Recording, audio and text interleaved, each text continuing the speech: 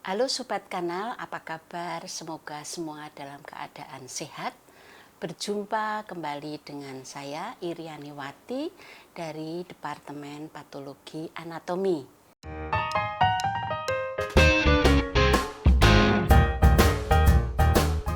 Video ini merupakan lanjutan dari video tentang keganasan organ reproduksi perempuan.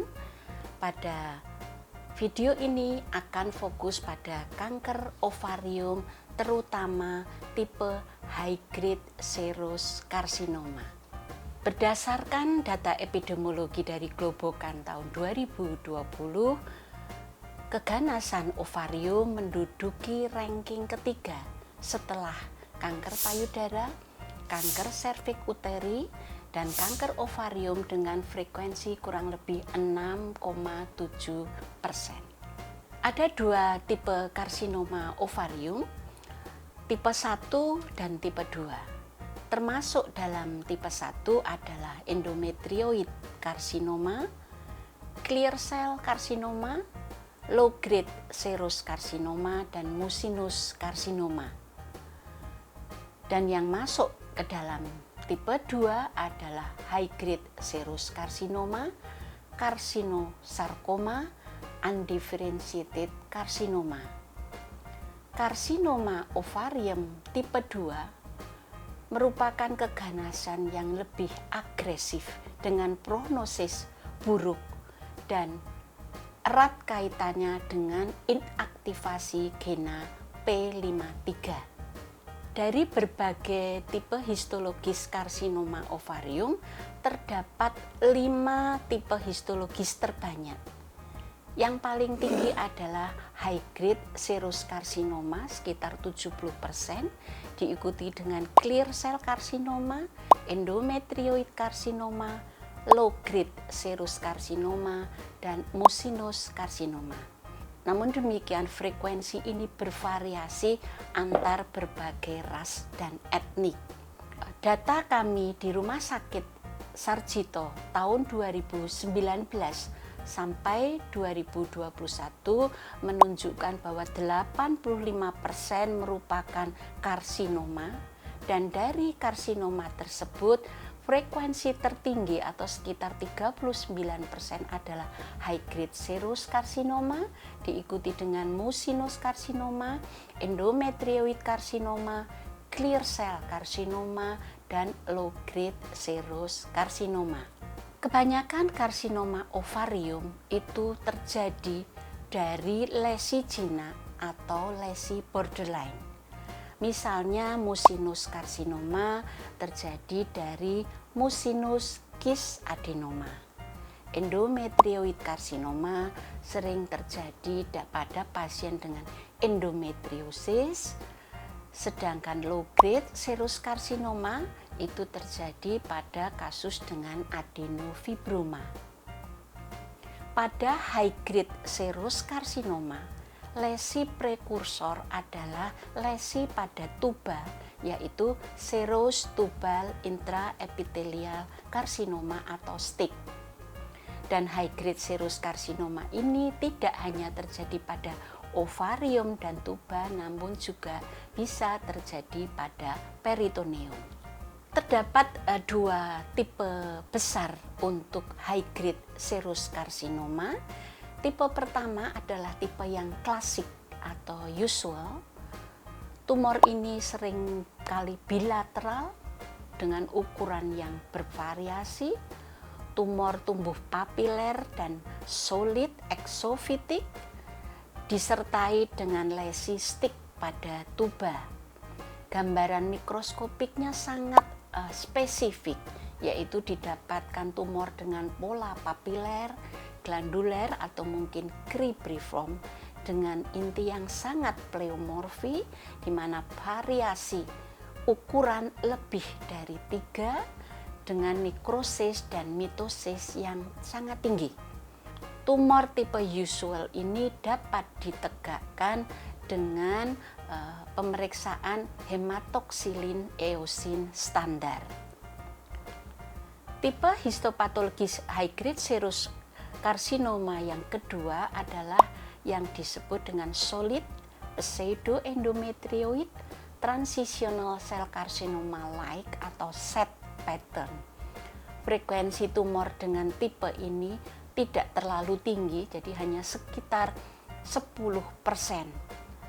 Tumor ini terkait dengan mutasi BRCA dan pada tipe ini pemeriksaan genetik dianjurkan. Pada high grade serous carcinoma tipe SET, kadang pemeriksaan dengan hematoxylin eosin standar tidak dapat mencapai diagnosis yang pasti.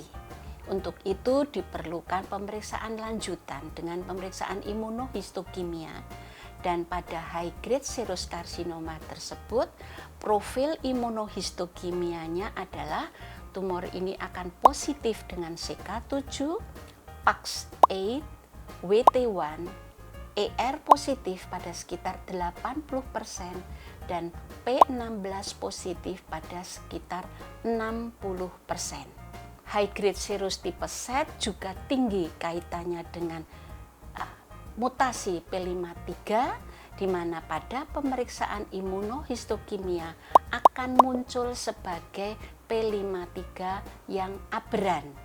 Yang dimaksud dengan ekspresi P53 aberran adalah terpulas positif kuat pada inti pada lebih dari 80% sel tumor, atau negatif pada seluruh inti sel tumor, atau terpulas pada sitoplasma dan hanya vokal pada inti sel tumor.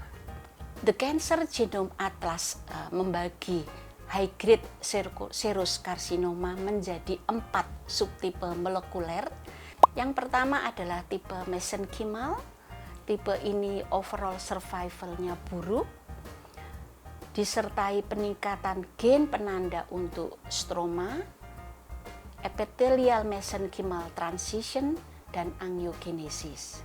Subtipe proliferatif mempunyai overall survival yang buruk dan bersifat kemoresisten. Indeks proliferasi tumor tinggi lebih dari 25%. Subtipe yang ketiga adalah differentiated atau diferensiasi. Prognosis tipe ini intermediate, namun tumor juga bersifat kemoresisten. Sedangkan subtipe yang prognosisnya lebih baik yaitu subtipe imunoreaktif. Pada tipe ini terdapat upregulasi gena yang mengaktifasi sel imun yaitu sel T, MHC, PD-1, dan PD-L1. High grade serous carcinoma erat kaitannya dengan gena breast cancer atau BRCA gen. BRCA merupakan tumor supresor gen yang mengkode protein penting pada perbaikan kerusakan untai ganda DNA oleh homologous recombination atau HR. Adanya defisiensi HR akan menyebabkan gangguan mekanisme perbaikan DNA sehingga meningkatkan risiko terjadinya kanker. Mutasi BRCA ada dua, yaitu mutasi germline atau mutasi germinal dan mutasi somatik. Mutasi germinal biasanya diperiksa dari darah, sedangkan mutasi somatik dapat diperiksa dari jaringan. Klasifikasi mutasi germinal dan somatik ada 5 klasifikasi, dari yang benign sampai yang patogenik. High grade serous carcinoma, frekuensi terjadinya mutasi BRCA itu kurang lebih 22%. 15% merupakan mutasi germinal dan 7% merupakan mutasi somatik.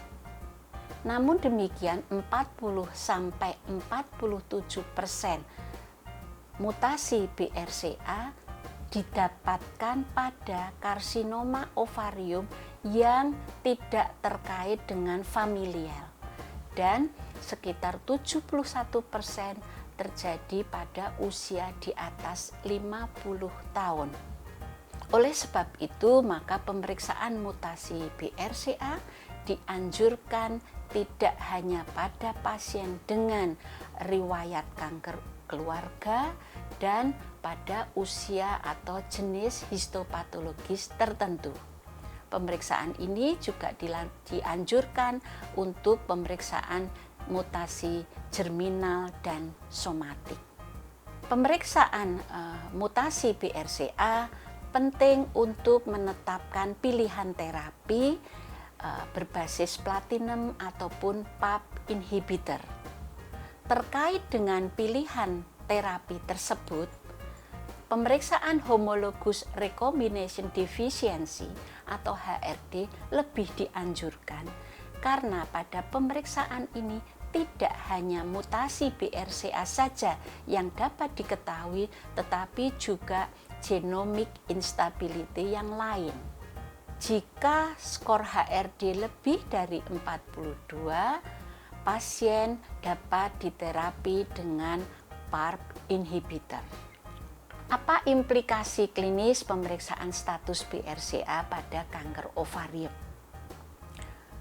Ada 3 implikasi klinis. Yang pertama adalah sebagai faktor prediktif, di mana pemeriksaan status mutasi BRCA dapat mengidentifikasi pasien yang sensitif terhadap kemoterapi berbasis platinum atau terapi baru PARP inhibitor.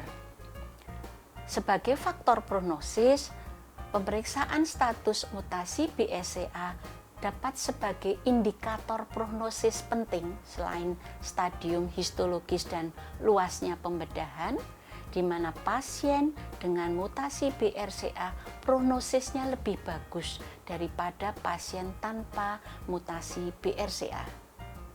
Implikasi klinis yang ketiga yaitu faktor risiko, di mana status mutasi BRCA dapat mengidentifikasi wanita dengan risiko untuk terkena kanker ovarium atau payudara dan risiko anggota keluarga serta strategi pencegahannya.